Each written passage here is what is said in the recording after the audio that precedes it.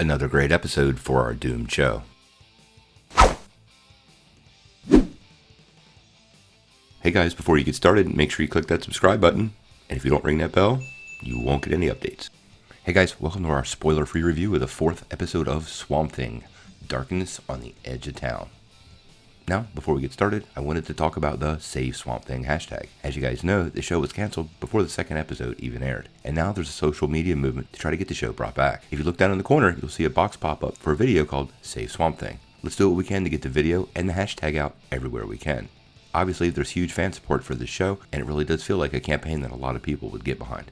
So let's move into the 4th episode. The summary of the episode described it as, realizing that his new ability allows him to communicate with the life around him, Swamp Thing senses a growing darkness within the swamp and begins to understand his role in the struggle for balance between growth and decay. It was a pretty exciting episode. I do have to say, the horror and gore level in this episode went up about 3 notches.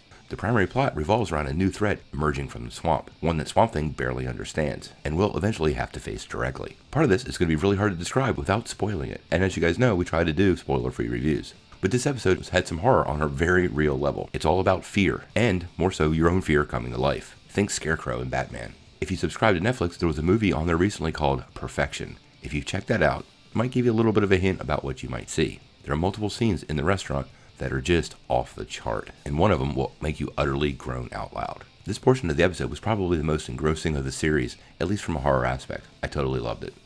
One of the things I like about the show is it talks about balance, is the balance between science and magic. One of the things explored by both Abby and Alec, or shall we say Swamp Thing, is trying to determine exactly what that balance is. Abby and Alec's Beauty and the Beast dynamic grows quite a bit with this episode. She's clearly feeding emotionally off his pain and trying to quote-unquote save him.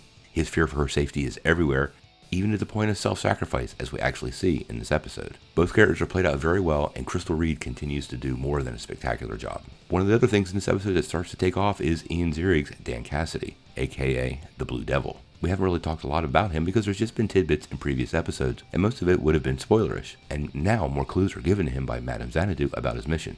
But his story still remains quite a mystery. This is one of those characters that I hope gets some sort of full resolution. I would hate to watch him grow throughout the whole first season and then only never to see him in full costume because of the cancellation. Once again, refer back to that Save Swamp Thing hashtag.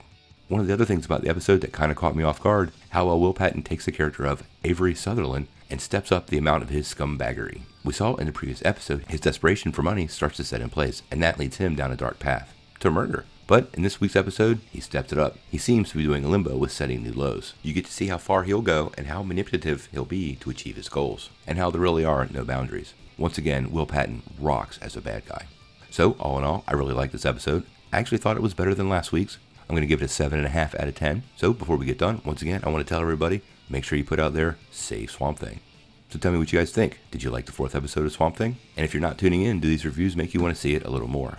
I promise you, you're missing out. Tell me what you think in the comments below. If you like this video, make sure you press like below, click subscribe, and if you don't ring that bell, you won't get any updates. Peace.